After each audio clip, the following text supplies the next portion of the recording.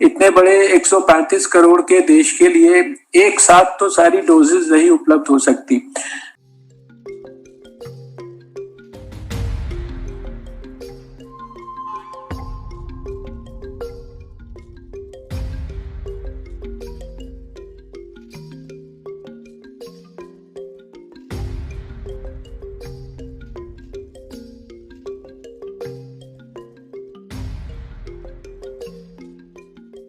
हमने प्रायोरिटी के बारे में कहा है, लेकिन आम लोग, सभी लोग आम लोग हैं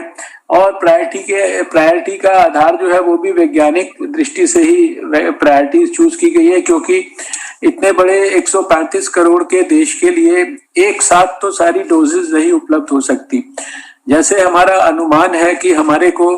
जुलाई अगस्त तक जो है 400-500 मिलियन डोजेज जो है हमारे को उपलब्ध होंगी, जो भारत के अंदर जो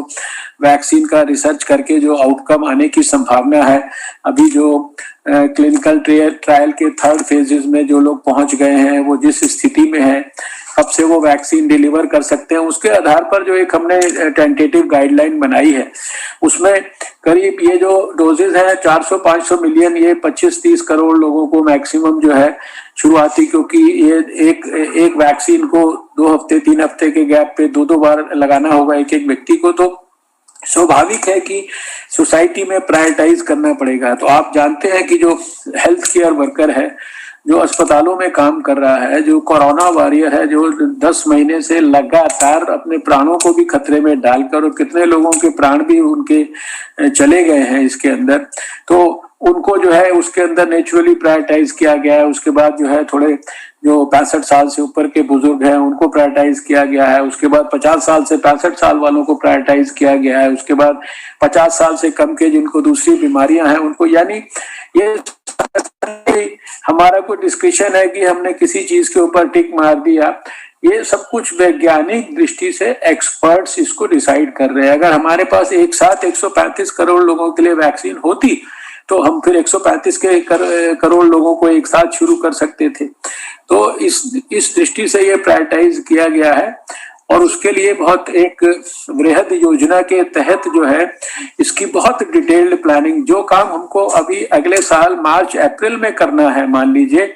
उसकी तैयारी अभी हम 3 महीने पहले से कर रहे हैं, और इतनी डिटेल्ड मेटिकुलस प्लानिंग कर रहे हैं। उसके लिए इलेक्ट्रॉनिक प्लेटफॉर्म डेवलप किया गया है, जो एक ऑलरेडी ही हमारा एक ई-विन करके वैक्सीन इंटेलिजेंस नेटवर्क करके एक प्लेटफॉर्म ऑलरेडी हमारे पास है।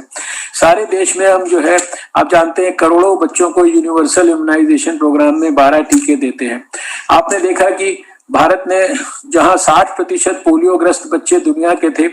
हम लोगों ने पोलियो को जड़ से उठाकर फेंका, और कम से कम हम पिछले 25 साल से सारे देश के बच्चों को, 5 साल से छोटे,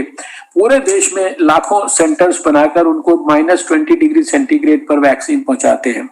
और अभी तो हमने इस अपने इलेक्ट्रॉनिक प्लेटफॉर्म को और मॉडिफाई कर दिया है, इसको ई-विन से कोविन प्लेटफॉर्म कर दिया है। इस कोविन प्लेटफॉर्म पे, यानी पहले प्लेटफॉर्म हमारा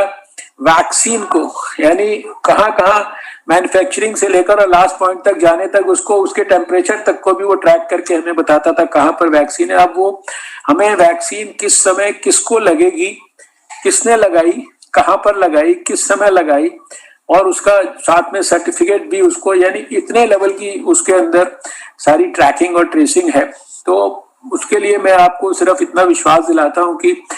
बहुत गहराई, गंभीरता, प्रामाणिकता और पूरी ऑब्जेक्टिविटी के साथ उसको प्लान किया जा रहा है। इसीलिए मैंने कहा कि होपफुली 2021